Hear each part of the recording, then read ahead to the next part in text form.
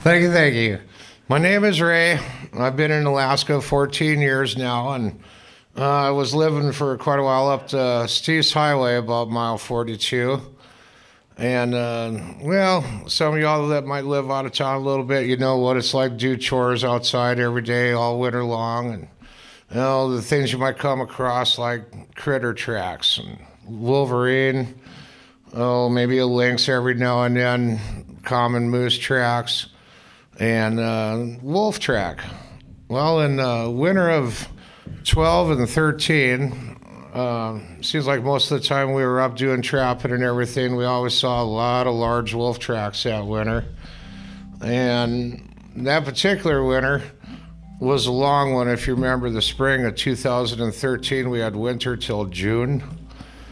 And in May, it's kind of a gathering place at Fox at the Holland Dog. There are a lot of those people you don't see all winter long, but when the Holland Dog opens up and friends gather, and it turned out Ukulele Russ was playing, my good friend, that time, and I've been out cutting firewood for quite a while that day. I was kind of pooped and looking forward to a quiet evening at the cabin by the river.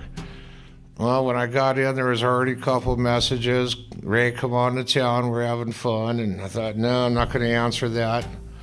2-3 more people called, and come on, Ray, come town, we're having fun. I'm like, no, it's not looking like good weather out. I think I'm going to stay home tonight.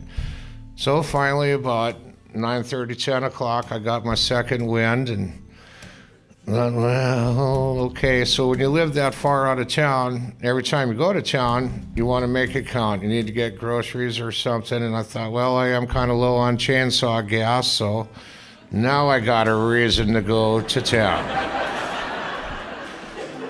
So one of the other things I did living that far out of town is I bought me a little Volkswagen Jetta. I've had a Chevy pickup or a Suburban my whole life. But gas prices, you know how that goes, you got to downsize.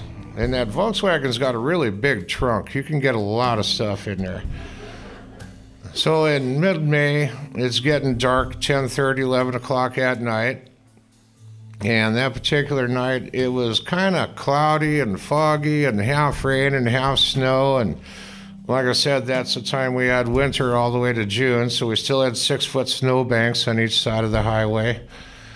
So visibility wasn't real good. I'm doing about 45 or so, and get around the corner at 32 mile, and in the fog, in my lane in front of me, I see a pair of legs, and I look a little closer, get a little closer. I'm like, wow, somebody's dog got out. And there's 3 or 4 people living around 32 mile, and I happen to know one of them does have a big German Shepherd. I was thinking, oh man, their dog got out. So I get a little closer, and I see another dog. And then I realize those are not dogs, those are wolves. And I see 3 of them, and then I get a little closer to them, and I see 4 more in front of them. And then I notice there's still a couple more in front of them. Man, the goose pimples were getting bigger by the mile. And I get a little closer, I beep the horn. Now my Volkswagen is black. All these wolves were dark black, brown, mostly black, brown, a little bit of gray. And I get right up behind them and I tap the horn a little bit. It didn't even faze them. They didn't turn around and look at me. They didn't do anything. They just stayed right in my lane. And I want to add, by the way, they were all in the southbound lane. None of them were over there in the northbound lane. I guess they read their manual, I don't know, and they were doing between 28 and 30 miles an hour. So finally, I kind of tapped one in the butt a little bit with my front bumper, in which all the butts of them wolves were about this much taller than the hood of that Volkswagen. And so finally 2 of them went this way, 1 went this way, and I get up a little closer, and I'm so excited, I'm not even sure what gear to put it in. I think I was over revving it, and then all of a sudden I was lugging it, and okay, so I got ahead of them, and then I noticed in my mirror, they came around back behind me. Wow, now I got 4 of them in front of me, and I'm kind of catching up to them, and the one big guy is turning around and showing me his fangs, and like, what are you doing here? But I think maybe I was giving him light to run down the highway with. Now there's 4 ahead of me and 3 ahead of them. The guy on the right, he came over by my right-hand door, and he's looking at me through the window, and I'm looking at him through the window, and I thought, well, I got electric windows, so I started to roll it down a little bit. And that's when he started biting my rear view mirror. So I rolled it back up. So now I got 1 guy on the right, and I got, 6 in front of me and 3 behind me, and I'm in my Volkswagen thinking, I should have brought the truck. So we get going down the road a little ways. I'm not sure what to do. I didn't have a gun with me, and the one time I didn't have a camera with me either, because I really would have liked to have had pictures of this, It didn't happen to me before. So we get down the road a little bit, and I think they were getting tired of me being with them, and that's when I noticed there was one wolf way up front, about 1/8 of a mile way up front, or maybe a little less than that, but I could see him even in the fog. So gradually, they all started peeling off and jumping over the snowbank, and I'm still doing about 25 to 30 miles an hour. Well, okay, they're leaving, I guess, and I got up to the one that was way up front, and as soon as I got to him, he jumps over the bank, and there's a little bit of a clearing there. I seen him go out about 30 feet. I stopped the car, and I looked around, make sure none of the other ones were catching up.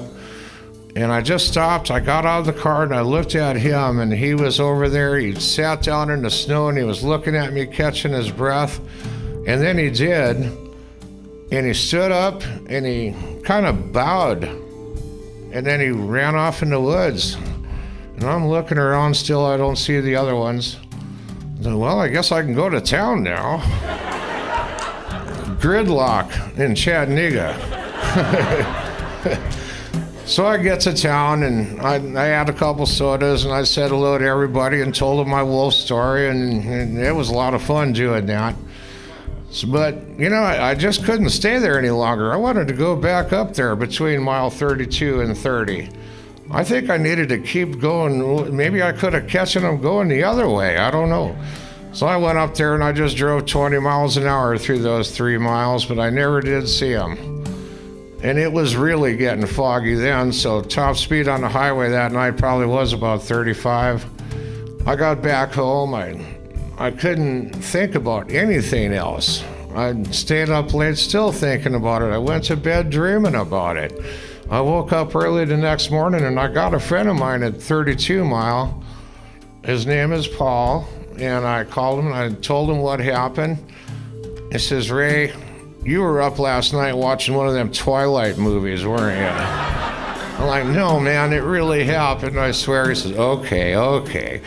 So we all go about our day, and a couple hours later, Paul calls me back. He goes, hey, man, I see hundreds of wolf tracks going from the river to the highway, and that's at 32 Mile. And then he says, I see where they're going towards the lodge. And I said, see? And then later on that day, of course, word got to Chattanooga Lodge what had all happened in one of my stories, and everybody thought, oh, yeah, right. But I guess somebody found that day just a mile north of the lodge where a pack of wolves took down a cow and moose right there on the highway. There was a trail of blood going over the bank, and people followed it, and they'd seen where the moose had been taken down. So Ronnie Franklin from Chattanooga Lodge called me up, and he said, well, I heard your story, and I just wanted you to know we verified it.